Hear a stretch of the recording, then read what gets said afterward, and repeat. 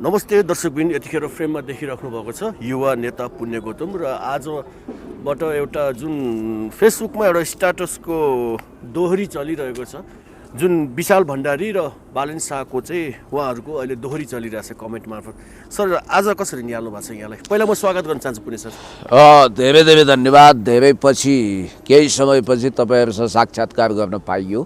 म मेरो नितान्त पारिवारिक निजी भ्रमणमा तराईतिर लम्किएको थिएँ।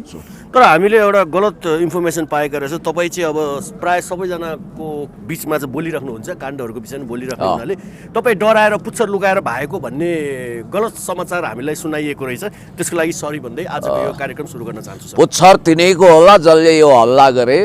हामी पुच्छरविहीन मानवहरू हौँ, त्यसकारण बाँदरै चेतनाका पुच्छरपन्थीहरूलाई नि यो इटको जवाफ म पत्थरले दिन चाहन्छु। यस्ता घिसे पिटे तर्क गर्नेहरूलाई म कठै बरा भन्न सक्छु, राम राम भन्न सक्छु, काँध थाप्न सक्दिनँ। एकजना विशाल भण्डारी भन्ने भाइ हुनुहुन्छ। सम्भवतः मेरो सम्झना शक्ति यदि तीक्ष्ण छ भने एउटा कार्यक्रम थियो जय किशनजी, म गएको थियौँ। यो रोस्ट बुस्ट जे भनौँ, अब उहाँहरूले गर्न त रोस्ट गर्न खोज्नुभयो, तर अन्ततगतवा त्यो बुस्ट भइदियो। बिक्की बाबुले सञ्चालन गर्ने एउटा कार्यक्रममा मैले उहाँलाई पनि भेटेका थिएँ।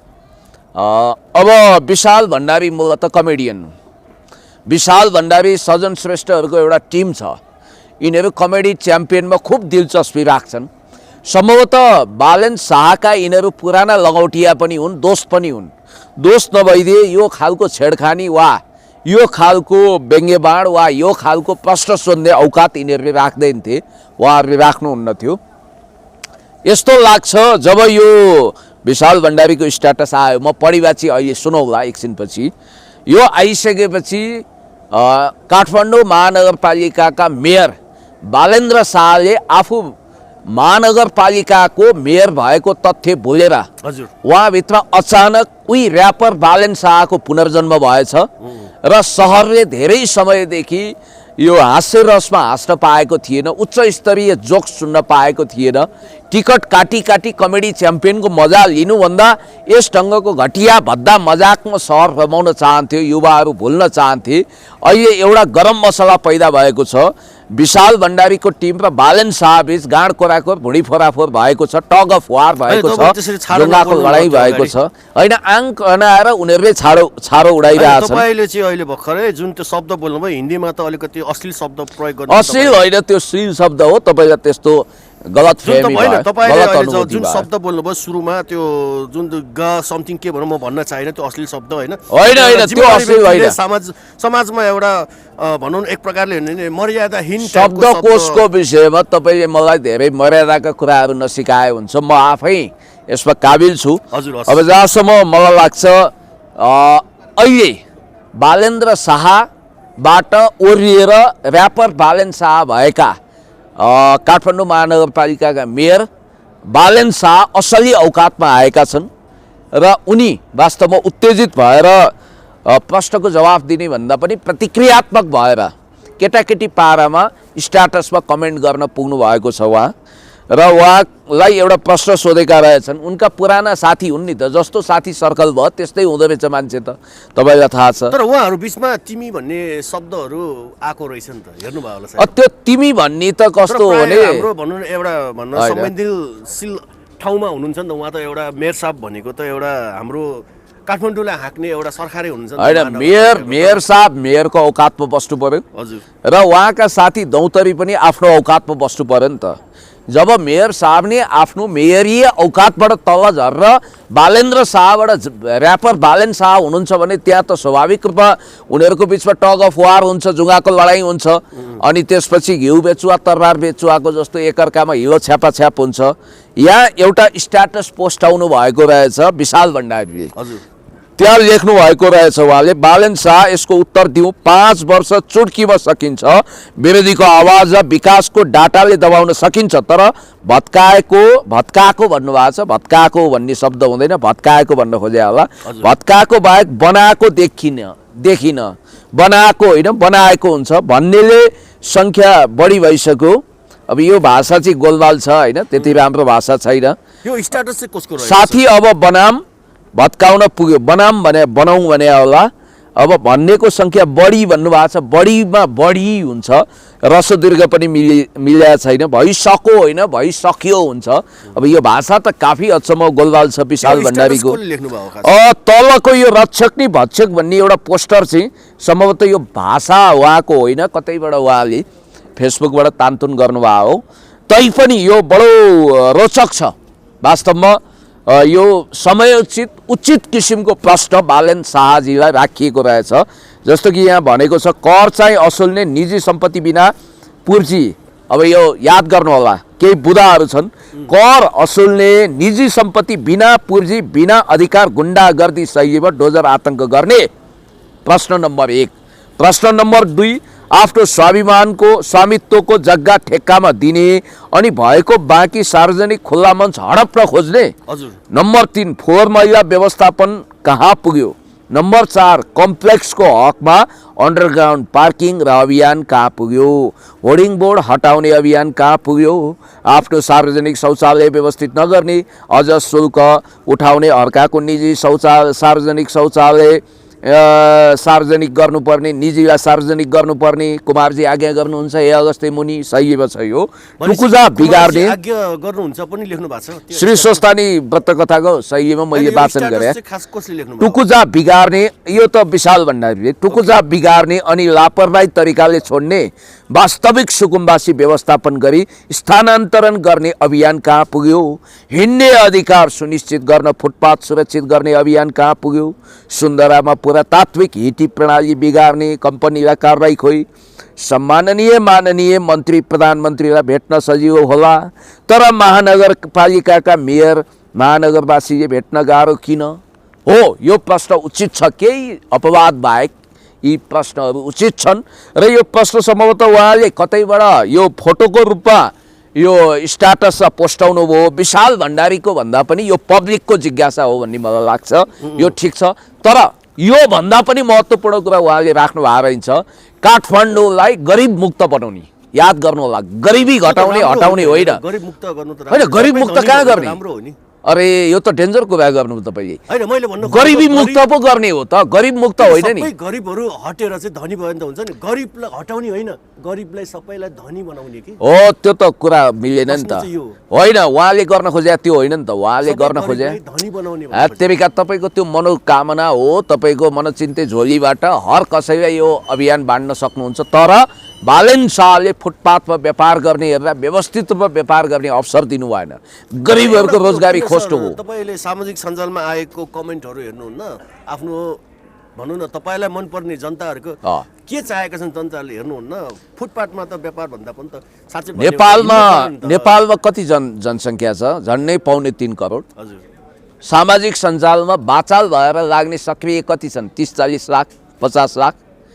ल सामाजिक सञ्जाल प्रयोगकर्ता 1 करोड होलान्, म मान्छु 1 करोड छन्। अनि 1 करोड मध्ये सक्रिय रूपमा कमेन्ट समेन्ट गर्ने, गाली गलौज गर्न तयार, एकदमै क्षुद्र किसिमको टिक्का टिप्पणी गर्ने, भद्दा टिप्पणी गर्ने कति 20-30-50 हजार। त्यो 20-30-50 हजार मध्ये यहाँ आउने 2-4 हजार कमेन्ट, 10-20 हजार ल लाखै कमेन्टलाई तपाईँ आधिकारिक नेपाली जनताको भोइस भन्न सक्नुहुन्छ होइन नि। तर चाहेको त जनताले सुन्नु न, मौन रहेको जनमत नै सबभन्दा निर्णायक हुन्छ। मौन जनमत एमालेको पक्षमा थियो, त्यसकारण समानुपातिक तर्फ सबभन्दा ठुलो पार्टी नेकपा एमाले बन्यो। किन विद्यासुन्दर साक्यको पालामा अहिले भन्दा धेरै राम्रो कामहरू भएको थियो, प्रचार नभएको। सुन्नु न, टुडी खेलमा बिचारा त्यो भन्नु लकडाउनको बेलामा भोका नङ्गाहरूलाई भात खुवाउँदाखेरि या खुवाउनु हुन्न भनिएको पनि त थियो नि। त्यो एउटा सामान्य घटनालाई तपाईँले हाम्रो पार्टीको तर्फबाट भएको होइन, महानगरपालिकाको मेयरज्यूले त्यो खालको करतुत गर्नु भएको होइन। उहाँको ठाउँमा प्रशासकीय अधिकृतहरूले खेलोमेलो गरेको, पछि उहाँले कोरोना कालमा महानगरपालिकाको तर्फबाट निःशुल्क भोजनको व्यवस्था गर्नुभएको थियो। याद गर्नु होला, केशव स्थापित जस्तो दूरदर्शी तर वचनको क्षुद्र मेयर व्यक्तिलाई मेयरको रूपमा पुनः निर्वाचित नगर्नु नै काठमाडौँवासीको सबभन्दा ठुलो दुर्भाग्य हो। आफ्नो खुट्टामा आफै बन्चरा हान्नु भएको छ। किनभने तर नेपाली काठमाडौँको जनता त खुसी छन् त यति। होइन कसरी, तपाईँलाई म भन्दैछु, तपाईँ फेसबुकको कमेन्ट हेरेर केवल सामाजिक सञ्जालमा आएका प्रतिक्रिया हेरेर आम धारणा बनाउनु हुँदैन। समाज बिग्रिसक्यो। म भन्छु मिडियाको अत्याधिक क्राउडनेसले गर्दा पनि सोसाइटीमा भाड भइयो भइसक्यो। तथ्याङ्कलाई मिथ्याङ्कको रूपमा प्रस्तुत गर्ने, झुटा कुरालाई साँचो जस्तो गोइबल शैलीमा प्रस्तुत गर्ने, खराब प्रवृत्ति र शैलीलाई आदर्शको रूपमा पस्किने। अब हेर्नु होला, अब गफाडीहरूको दिन गए। गफका राजाहरू र अब जनताले अबको निर्वाचनबाट पाखा लगाउँछन्। कमेन्ट कति हेर्नुहुन्छ सर? होइन, मलाई त्यस्तो कमेन्ट हेर्नु पनि छैन, प्राय म हेर्दिनँ, किनभने फुर्सद हुँदैन। कतिपय हाम्रा काठमाडौँका जनता या देशैभरि नेपाली प्यारा जनताहरूले गफाडी नम्बर 1 को ट्याग त तपाईँलाई पनि लगाएका छन्। होइन, म गफ गर्ने, मैले त अब तपाईँ मिडियामा आइसकेपछि म गफ गर्ने ठाउँमा छु त, काम गर्ने ठाउँमा पुगेको छैन नि त। काम गर्ने ठाउँमा मलाई पुर्याउनुहोस् न। तपाईँ काम गर्ने ठाउँमा चाहिँ कहिले जाने सोचमा हुनुहुन्छ? होइन, अब चाँडै जनताको आशीर्वाद भयो भने म चाँडै जान्छु। म गफाडी होइन, म गफ। कतिपयको आरोप छ तपाईँ काम गर्ने बेलामा होइन, म तर्कशील मान्छे हो, फिलोसफिकल ढङ्गले मैले आफ्नो तर्क राख्छु। तपाईँ अब भन्नु एक प्रकारले हेर्ने भने कतिपयको आरोप छ तपाईँ काम गर्ने बेलामा जब त्यो ठाउँमा पुग्ने बेलामा चाहिँ होइन, त्यतिखेर जब जाने बेलामा चाहिँ तपाईँ नजाने, त्यतिखेर अब भन्नु न तपाईँ अरूको लागि मात्रै भाषण गर्नु हिँड्नुहुन्छ, चितवन जानुभयो, कहाँ कहाँ जानुभयो, तर तपाईँ पछिल्लो समयमा आएर फेरि भन्नु न तपाईँ मलाई काम गर्ने ठाउँमा पुग्ने मौका दिएनन् भन्ने टाइपको तर्क दिनुभयो नि त फेरि, होइन र? यस्तो हो, म नेकपा एमालेमा छु। नेकपा एमालेमा हचुवामा अनि त्यसपछि एकदम भावनामा आएर उम्मेदवारी चयन हुँदैन। मभन्दा धेरै वरिष्ठतम व्यक्तिले पनि पालो पाउनु भएको छैन। यो एउटा भाग्य र संयोगको खेल पनि हो। मेरो क्षेत्र जहाँ म चुनाव उठ्न चाहन्थेँ, मैले लुकाउनु ढाँट्नु पर्ने कुरा छैन। त्यहाँ अलरेडी नेकपा एमालेको तर्फबाट निर्वाचित सांसद हुनुहुन्थ्यो। उहाँहरूले चुनाव जित्नु भएको ठाउँमा मैले टिकट दाबी गर्न मिल्दैन थियो। पछि आएका राजनीतिमा आए त्यो त अरू पार्टी स्वतन्त्रबाट आए, मेरो पार्टीमा त त्यस्तो अवस्था होइन नि त। म त मेरो पार्टी काम गर्नको लागि स्वतन्त्र भएर आउन सक्नु हुने रहेछ भन्ने रवि लामी छानेज्यूहरुबाट त केही कुरा सिक्नु पर्ने। अब रवि लामी छानेजीको पनि विरोध गर्दै आउनु, रवि लामी छानेजीको विषयमा पनि मैले मात्रै हो। अहिले सामाजिक सञ्जाल हेर्नुहोस् त, तपाईँले पछ्याएको सामाजिक सञ्जालमा के टिका टिप्पणी छ भन्नाले फौजदारी केस लागेको सांसद छेउमा छन्, तर उनले स्टन्ट गरिरहेका छन्। पक्रिन आदेश दिएको छु भन्छन्, अनि आदेश दिने अनि छेउमा भएको अभियुक्तलाई चाहिँ नचिन्ने हुन्छ? यस्तो काहीँ हुन्छ? त्यतिखेर थाहा पाउनु भएन। जब कस्तो थाहा पाउनु भएन? तपाईँहरू पनि नाटक बढी गर्नुहुन्छ। मिडियाले यही कुरो ढाकछोप गर्दै गर्दै कथित सेलिब्रिटी स्टारडमको जादु चलाएर यो ढङ्गको समस्यामा नेपाली समाज फस्यो। यहाँ गर्नलाई यदि त्यो ठाउँमा तपाईँ पुग्नु पर्यो नि त सर, काम सही गर्नले सही पर्फेक्ट 100% एक दिन पुगिहालिन्छ नि। हामी धैर्यताका साथ मेहनत गरेर जग बनाएर जान्छौँ। अरू हनुमान जम्प गर्छन्। अब म तपाईँलाई भन्छु, जस्तो बालेन शाह भनेको कर्पोरेट पुँजीवादी ठुला घरानाले रुचाएको उनीहरूको रुचिको पात्र हुन्। गरिब निमुखा होचा अर्गेलाको सरकार र रुचिको विषयमा उहाँ प्रवेशै गर्नुहुन्न। गरिब मध्यम वर्ग काठमाडौँमा गरी खाने वर्गको चाहना के छ भने घाँसपास कपास शिक्षा स्वास्थ्य सुरक्षाको प्रबन्ध होस्, शिक्षा र स्वास्थ्य निःशुल्क होस्, निःशुल्क खानेपानीको बन्दोबस्त होस्, व्यापार गरेर खानेले व्यापार गरेर खान पाउन्, काठमाडौँ धनी र गरिब दुवैको सहर होस्, यो इन्द्रणीमय विशेषतासहित अगाडि बढोस्। अब हामी यस्तै त हो नि, ब्रो टाइपको र्याप हान्ने व्यक्तिसँग दूरदर्शी भिजन हुँदैन। गरिब विरुद्ध उनी गए, भत्काउने काम गरे, पूर्वाधार बनाएन, शर्मिला तामाङ जस्ताको ठेला कब्जा गर्ने काममा गए। त्यही भएर त उनका साथीहरूले, विशाल भण्डारी जस्ता साथीहरूले प्रश्न राखे। यी विशाल भण्डारीहरू सजन श्रेष्ठ जसले अहिले उठाएको प्रश्नको जवाब बालेनले नदिकन तिमीवाला शब्द प्रयोग गर, तिमीहरू पैसाको लागि बिकेका, तिमीहरू पैसाको लागि जे पनि गर्छौ भनेर आफ्नो असली औकात देखाएका छन्। वास्तवमा ती मान्छे भनेको हिजो विशाल भण्डारी, सजन श्रेष्ठ, बालेन्द्र शाहलाई जिताउन कम्मर कसेर लागेका व्यक्ति थिए नि त। आज उनीहरूमा फ्रस्ट्रेसन कसरी आयो? कसरी एउटा पुस्ता? मलाई तपाईँ देखाउनुहोस्, बालेन्द्र शाहले एज अ मेयर गरिब दुखी रोगी काठमाडौँमा निःशुल्क उपचारको कुनै व्यवस्था गरेका छन्? निःशुल्क सार्वजनिक टोयलेट कहीँ बन्यो? पूर्वाधारको क्षेत्रमा के काम भयो मलाई बताउनु न। यहाँ आलोचना गरे जस्तो मात्रै हुन्छ। उहाँले गरेका गतिला कामहरू यदि देखिन्छन् भने पहिलो प्रशंसा गर्नेवाला मै हुन्छु। मैले तपाईँलाई भनेकै थिएँ, याद गर्नु न। होइन, रोड पिच अहिले भएको हो र नेकपा एमालेको पालामा मित्र राष्ट्र चाइनाको सहयोगमा। केपी शर्मा ओलीज्यूको पालामा भएको विकासको ब्याज अहिले खान पाइन्छ र? केपी शर्मा ओलीज्यूको पालामा भौतिक पूर्वाधार निर्माण मन्त्रीको रूपमा को हुनुहुन्थ्यो तपाईँ याद गर्नुहोस्? सडक यातायात मन्त्री को हुनुहुन्थ्यो? वसन्त नेमाङले गरेको कामको जस अहिलेको नगरपालिकाले लिन मिल्दैन।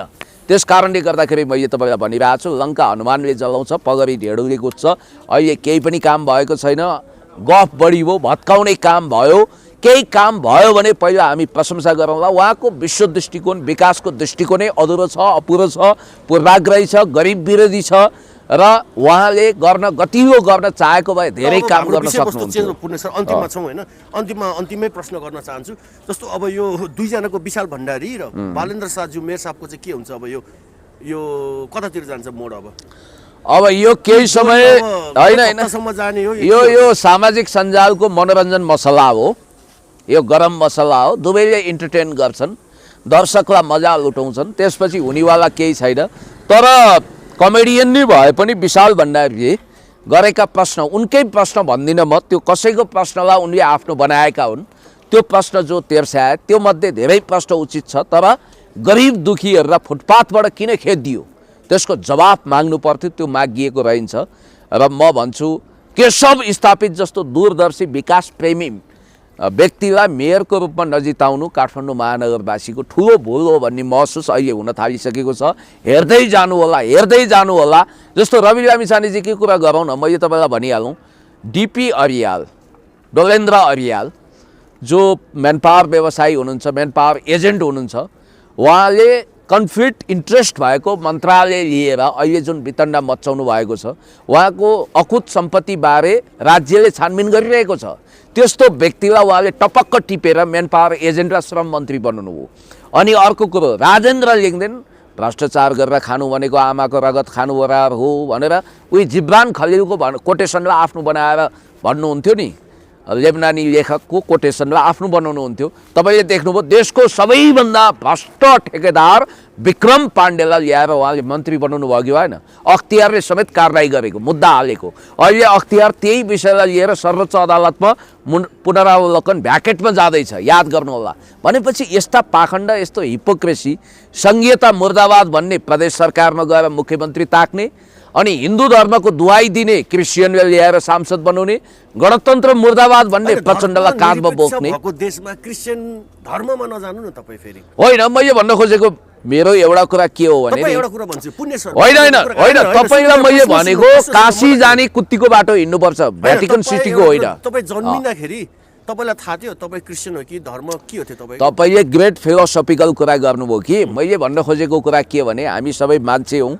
म वैदिक सनातनी परम्परा र मूल्यमा विश्वास गर्छु। सुन्नु होइन, मैले तपाईँलाई भन्दैछु मेरो कन्सर्न के हो भने नि, हिन्दू राष्ट्र नै बनाउँछु भन्नेले क्रिस्चियन र सांसद बनाउँछ त भन्न खोजे के? यदि उनले हो फिलोसफीको कुरा गरेको, राजेन्द्र लिङ्गदेनको कुरा गरे, चाहे रवि लामिछाने चाहे राजेन्द्र लिङ्गदेनको कुरा गरौँ, अहिले फेरि नयाँ खालको नयाँ जोगी बढी खरानी घस्दै आउनु भएको छ एकजना प्रसाई थरका व्यक्ति, छाती पिटी हिन्दू राष्ट्र बनाउँछु, यो गर्छु त्यो गर्छु भन्नुभएको छ। 550 करोड ब्याङ्कको लोन चुक्ता नगर्नको लागि अनेक नाटक गर्ने मान्छे जसले विभिन्न शक्ति केन्द्रका नेताहरू मार्फत आफूलाई धनी बनाउनु। ब्याङ्कबाट ऋण लियो भने चाहिँ मानिलिनुहोस् तपाईँले ऋण लिनु भयो अरे होइन, म भोलिको दिनमा म हिन्दू राष्ट्र नै बनाउँछु भनेर चाहिँ 100% भन्छ कि ऋण चाहिँ माफी हुन्छ? होइन, उहाँले गरेको स्टन्ट हेर्नु न, उहाँ रवि लामिछानेजीले हिजो जुन स्टन्ट गर्नुहुन्थ्यो त्यसको उत्तराधिकारीको रूपमा उहाँ आएर जनतालाई भ्रम छर्दै हुनुहुन्छ। धन्यवाद छ। म तपाईँलाई के भन्छु भने सेलिब्रिटी स्टारडमको झाँसा दिएर जसले चर्का कुरा गर्छ नि, सबभन्दा बढी अविश्वास र सबभन्दा बढी शङ्का तेल्ला गर्नु